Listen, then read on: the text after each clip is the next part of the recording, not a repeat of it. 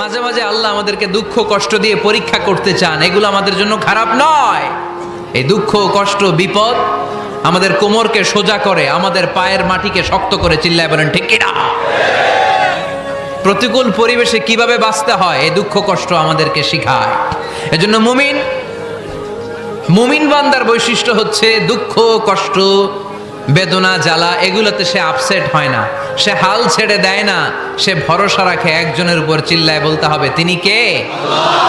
কারণ মুমিন জানে রাত্রি যত গভীর হয় অন্ধকার তমানিসা ভেদ করে সুবহে সাদিক হয়। মুমিন জানে গর্ভবতী নারীর পেটের ব্যথা যেই দিন বাড়তে থাকে ওই দিনই নতুন মেহমান আগমনের সময় ঘনাতে থাকে। মুমিন জানে তার জীবনে দুঃখ কষ্ট বিপদ যত বাড়তে থাকে সুখের দিন কাছে আসতে থাকে।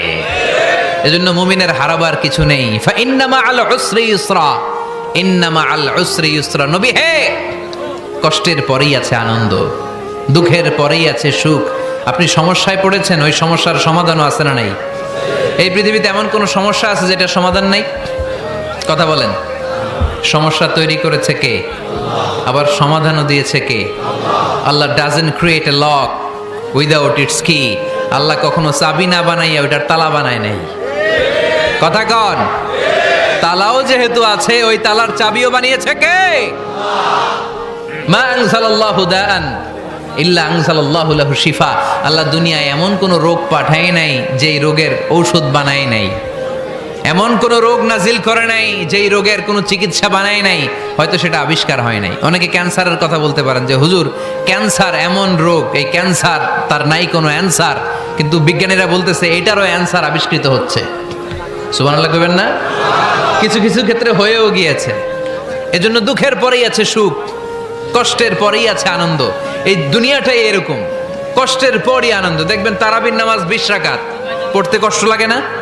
কোমরে ব্যথা, হাঁটুতে ব্যথা, কিন্তু 20টা রাকাত যখন শেষ করে মসজিদ থেকে বের হই একটা আনন্দ আছে না নাই? কষ্ট করে পরীক্ষার জন্য প্রিপারেশন নিলেন আপনি কয়েক মাস, কিন্তু ফলাফল যখন ভালো হয় তখন একটা আনন্দ আছে না নাই? সারাদিন রোজা রাখলেন রমজানে, কি কষ্ট, তৃষ্ণায় গলা ফেটে যায়, কিন্তু ইফতারির সময় যখন রুহ আফজা শরবতটা খাই কেমন লাগে? একটা আনন্দ আছে না নাই? এজন্য আল্লাহ বললেন فإن مع العسر يسرا إن مع العسر يسرا। ও নবী, কষ্টের দিন মক্কায় অল্প কিছু দিন, মদিনাতে আনন্দের দিন অপেক্ষা করছে। আমাদের জীবনে যদি দুঃখ কষ্ট আসে আমরা ধৈর্য ধরবো, তাওয়াক্কুল করবো একজনের উপর, তিনি কে? কারণ আমরা বিশ্বাস করি কষ্টের দিন এটা চিরকালের জন্য নয়, সামনে আনন্দের দিন আমাদের জন্য সেট করে রেখেছে কে? তাহলে আমরা সূরাতুল ইনশিরাহ থেকে 3টা নেয়ামতের বর্ণনা শুনলাম, বিশ্বনবীকে কি সান্ত্বনা দেয়া হলো সেটা শুনলাম। এবার 2টা গাইডলাইন শুনে তাফসীর আমরা শেষ করব। শুনতেছেন? কষ্ট হচ্ছে তো উঠা বসা করতেছেন কেন? উঠলেন কারা কারা? শেষ করে দিব? দোয়া করে দেই। কি গাইডলাইন দিলেন শুনবেন? কে কে শুনবেন না হাত তোলেন।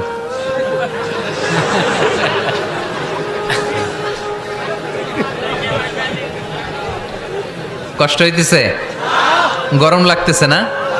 আমিও ঘামতেছি আপনাদের সাথে সাথে। অনেক গ্যাদারিং হয়ে গেছে। আসেন আল্লাহর নামে 3টা তাকবীর দেই, তারপর কোন 2টা গাইডলাইন তিনি বিশ্বনবীকে দিলেন ওই নির্দেশনা বাণীটুকু শুনে আজকে আমরা বিদায় নেব। আওয়াজ করে পড়তে হবে লিল্লাহে তাকবীর,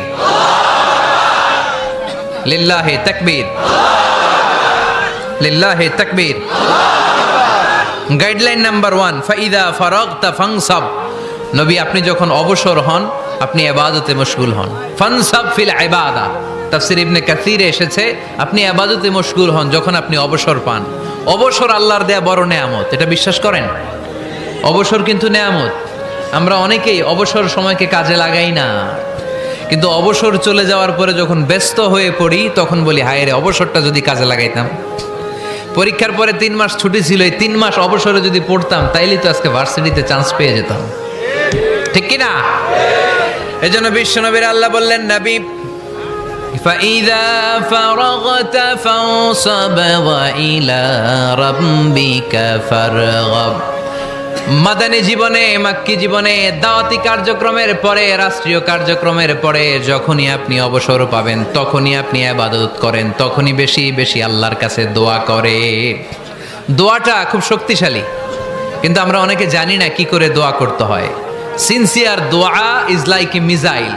আপনারা প্রায় পত্রিকায় শুনবেন আমেরিকা অমুক দেশে মিসাইল হামলা করেছে, শুনছেন?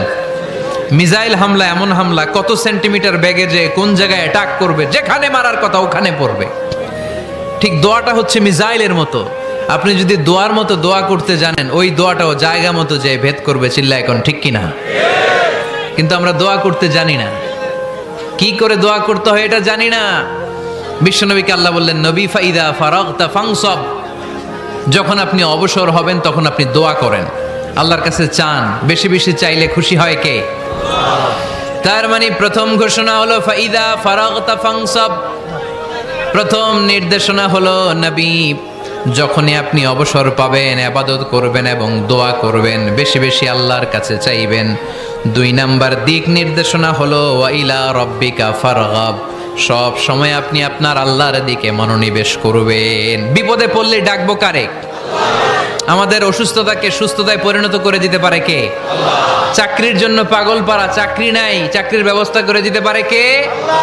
বিদেশে যেতে মনে চায়, পাসপোর্ট দিয়ে রেখেছি, ভিসা নাই, ভিসা লাগাই দিতে পারে কে? কিন্তু আমরা দুঃখ, কষ্ট, বেদনা কিছু একটা হইলেই সবার আগে আল্লাহরে শেয়ার করার আগে ফেসবুকে শেয়ার মেরে দেই। আছে না নাই? আপনাদের ফেসবুক অ্যাকাউন্ট আছে নাকি? কার কার আছে দেখি?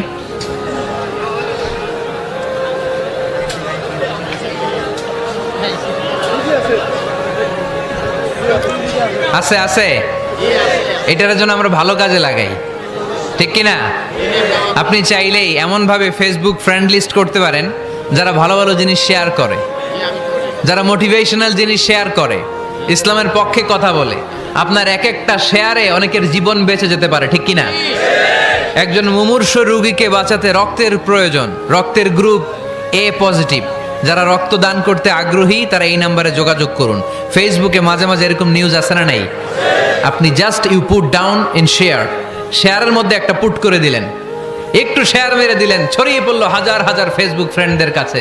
তাদের অনেকে ব্লাড দিতে আগ্রহী, সে তাড়াতাড়ি যেয়ে সেখানে ব্লাড ডোনেট করে আসলো। আপনার একটা শেয়ারের কারণে বেঁচে গেল অনেকগুলো প্রাণ। চিল্লা এখন ঠিক কিনা? রক্তদানের মতো শ্রেষ্ঠ ইবাদত হতে পারে?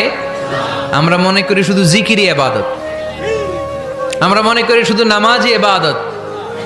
রক্তদান, এক ব্যাগ রক্ত থেকে অনেক মানুষকে বাঁচানো যায়। এর মধ্যে আছে হিমোগ্লোবিন, এর মধ্যে আছে প্লাটিলেট, আছে প্লাজমা। রক্তে একটা উপাদান আছে প্লাজমা, নাম শুনছেন? আগুনে পোড়া রোগীকে বাঁচাতে এই প্লাজমা লাগে। হসপিটালের বার্ন ইউনিটে যেয়ে দেখবেন মানুষ কিভাবে চিল্লায়। নুসরাত নামে একটা মেয়ে মারা গেল না? এক বদমাইশের কবলে পড়ে মারা গেল না? তাকে আগুন জ্বালিয়ে দেয়া হয়েছিল তার গায়ে, তার প্লাজমাগুলো জ্বলে গিয়েছিল। আগুনে পোড়া রোগীর যে কি কষ্ট, একটু দেখার জন্য হসপিটালের বার্ন ইউনিটে যাবেন, দেখবেন যে কি কষ্টে আছে তারা। এই প্লাজমাগুলোকে অনেক সেন্টিগ্রেড তাপমাত্রা নামিয়ে ঠান্ডা করে দেহে পুশ করা হয়। আপনার এক ব্যাগ রক্ত থেকে প্লাজমা আলাদা করা হবে, প্লেটলেটস আলাদা করা হবে, হিমোগ্লোবিন আলাদা করা হবে, শ্বেতকণিকা, লোহিত কণিকা আলাদা করে অনেকগুলো মানুষ বেঁচে যাবে। এজন্য ফেসবুক থাকাটা দোষের কিছু না, তবে ভালো কাজে আমরা ব্যবহার করব, ঠিক কিনা? আপনার ফেসবুক শেয়ারিং আপনার জান্নাতি বানাতে পারে, আর আপনার ফেসবুক শেয়ারিং আপনার জাহান্নামের লাকড়ি বানাতে পারে। চিল্লায় বলেন ঠিক কিনা? So the decision is yours. সিদ্ধান্ত আপনাকে নিতে হবে, আপনি কিভাবে করবেন। যে কোনো বিপদে ওয়া ইলা রাব্বিকা ফারগাব, কোনো দিকে মনোনিবেশ না করে কার দিকে মনোনিবেশ করব? যে কোনো বিপদ আপদ ফেসবুকে শেয়ার করার আগে শেয়ার করব কার কাছে? আমাদের যার যা লাগে আল্লাহ সবও যদি দিয়ে দেয়, আল্লাহর ধনভাণ্ডারের 1 ইঞ্চিও কমবে? হাদিসে কুদসিতে আল্লাহ বললেন, লাউ আন্না আউওয়ালাকুম ওয়া আখিরাকুম ওয়া ইনসাকুম ওয়া জিন্নাকুম, পৃথিবীর সব জিন, পৃথিবীর সব মানুষ বিশাল মরুভূমিতে দাঁড়িয়ে যদি আমার কাছে চাইতে শুরু করে, আল্লাহ এটা দাও, ওটা দাও, ওটা দাও, আমি আল্লাহ তোমাদের সব চাহিদাও যদি মিটিয়ে দেই, আমি আল্লাহর ধনভাণ্ডারের 1 ইঞ্চিও কমবে না। এজন্য চাইবো কার কাছে? বিপদে আপদে ভরসা করব কার কাছে? আর অবসরগুলোকে কাজে লাগানোর দরকার আছে না নাই? স্বাবলম্বী হওয়ার চেষ্টা করার দরকার আছে না নাই? ফাইন্নামা আল উসরি ইউসরা, ইন্নামা আল উসরি ইউসরা। নবী হে, কষ্টের পরেই আছে সুখ, দুঃখের পরেই আছে আনন্দ। সব সময় মানুষের সময় একরকম কাটে না। এজন্য আমরা তাওয়াক্কুল করতে চাই একজনের উপর, তিনি কে? যখন তোমার মন খারাপ হয় তুমি সূরা ইনশিরাহ তেলাওয়াত করো, কেননা সূরা ইনশিরাহর ভেতরে আল্লাহ এমন মোটিভেশনাল কথা রেখে দিয়েছেন, এমন ইন্সপায়ারেশন রেখে দিয়েছেন, আপনি পড়লেই আপনার হৃদয়টা শীতল হয়ে যাবে। এই সূরাটাকে আমরা 3 ভাগে ভাগ করব। এই সূরার প্রথম 4 আয়াতে আল্লাহ তাআলা বিশ্বনবীর প্রতি কি নেয়ামত দিয়েছেন সেটার বর্ণনা করেছেন। প্রথম 4 আয়াতে নেয়ামতের বর্ণনা, তারপরের 2 আয়াতে বিশ্বনবীকে দিয়েছেন সান্ত্বনা, আর শেষ 2 আয়াতে দিয়েছেন দিক নির্দেশনা। খেয়াল করে শুনেন, প্রথম 4 আয়াতে তিনি দিয়েছেন নেয়ামতের বর্ণনা, পরের 2 আয়াতে তিনি দিয়েছেন আমার প্রিয় নবীকে সান্ত্বনা, আর শেষ 2 আয়াতে তিনি বিশ্বনবীকে দিয়েছেন নির্দেশনা। দেখি মনে রাখতে পেরেছেন কিনা? প্রথম 4 আয়াতে নেয়ামতের বর্ণনা, পরের 2 আয়াতে সান্ত্বনা, শেষ 2 আয়াতে দিক নির্দেশনা। তার মানে প্রথম 4 আয়াতে মার্সি এন্ড দ্য বাউন্টিজ, পরের 2 আয়াতে condolence and consolation, and finally শেষ 2 আয়াতে গাইডলাইন। তো আসুন আমরা দেখি কি সান্ত্বনা দিল, কি নিয়ামতের বর্ণনা দিল। আল্লাহ বললেন, আলাম নাশরাহ লাকা সাদরাক। নবী হে, আমি কি আপনার হৃদয়কে উন্মোচিত করে দেইনি? আমি কি আপনার বক্ষদেশকে প্রশস্ত করার মাধ্যমে সত্যকে আপনার সামনে তুলে ধরিনি? বিল ঈমান ও বিনূরিল কোরআন, কোরআনের নূর দিয়ে আর ঈমান দিয়ে আপনার হৃদয়টারে প্রশস্ত করে দিয়েছে কে? ফামাই ইউরিদিল্লাহু আন ইয়াহদিয়াহু ইয়াশরাহ সাদরাহু লিল ইসলাম। যাকে আল্লাহ হেদায়েত দিতে চায়, যাকে আল্লাহ হেদায়েতের পথের পথিক বানাতে চায়, তার জন্য, ইসলামের জন্য তার হৃদয়টাকে আল্লাহ খুলে দেন। বিশ্বনবীর হৃদয়টাও এরকম খুলে গেল। বিশ্বনবী টের পেলেন ইসলাম ছাড়া মানবতার মুক্তির আর কোনো সম্ভাবনা নাই। ইসলাম মানুষের মুক্তি নিশ্চিত করতে পারে। ইসলাম দিয়ে এই ঘুণে ধরা সমাজকে ঠিক করা যাবে। ইসলামকে যদি প্র্যাকটিস করা না যায়, তাহলে এই মজুদদারির যে সমস্যা বাংলাদেশে চলছে, এটাকে বন্ধ করা যাবে না। ইসলাম থেকে প্রেসক্রিপশন না নিলে চাঁদাবাজি বন্ধ হবে না, টেন্ডারবাজি বন্ধ হবে না, শুধু দুদকের অফিস থেকে বসে বসে দুর্নীতি দমন করা যাবে না। এজন্য ইসলাম থেকে প্রেসক্রিপশন নিতে হবে। আল্লাহ তাআলা বললেন, আলাম নাশরাহ লাকা সাদরাক। নবী হে, ইসলামের জন্য আপনার হৃদয়টাকে কি আমি খুলে দেইনি? সত্য কি আপনার সামনে আমি তুলে ধরিনি? আপনাকে আমি আলাম নাজআলকা আহলাল হিম্মা, আপনার কি হিম্মতওয়ালা আমি বানাইনি? ইসলাম যখন আপনার হৃদয়ে ক্লিয়ার, আপনি বিশাল শক্তির সামনে দাঁড়িয়ে হাজার মানুষের সামনে ইসলামের পক্ষে কথা বলবেন, আপনি কাউরে ভয় পাবেন না। চিল্লায় বলেন ঠিক কি না? এজন্য আল্লাহ বললেন, আলাম নাশরাহ লাকা সাদরাকা ওয়া ওয়াদা'না আনকা বিজরাকাল্লাযী আনকাদা যাহরাক ওয়া রাফা'না লাকা যিকরাক। সুবহানাল্লাহ পড়েন। নবী, আপনার হৃদয়টাকে আমি ইসলামের জন্য প্রশস্ত করে দিয়েছি। আপনি একেবারে সুনিশ্চিতভাবে বুঝতে পেরেছেন, জানতে পেরেছেন যে মানব সমস্যার সমাধান আছে শুধু ইসলামের ভেতরে। কিসের ভেতরে? এজন্য আমাদেরকে ইসলাম মানতে হবে। কি মানতে হবে? ইসলাম মানবো কতক্ষণ দেহে প্রাণ থাকে? ইসলাম মানবো কোনখানে? সবখানে। উত্তর দেন, ইসলাম মানবো কতক্ষণ দেহে প্রাণ থাকে? ইসলাম মানবো কোনখানে? রাজি আছেন নাকি ভাগাভাগি করবেন? কিছু ইসলাম, কিছু মন মতো। মসজিদ, মাহফিল, মাদ্রাসা ইসলাম, আর গোটা দুনিয়াটা মন মতো। এরকম ভাগাভাগি করা যাবে না।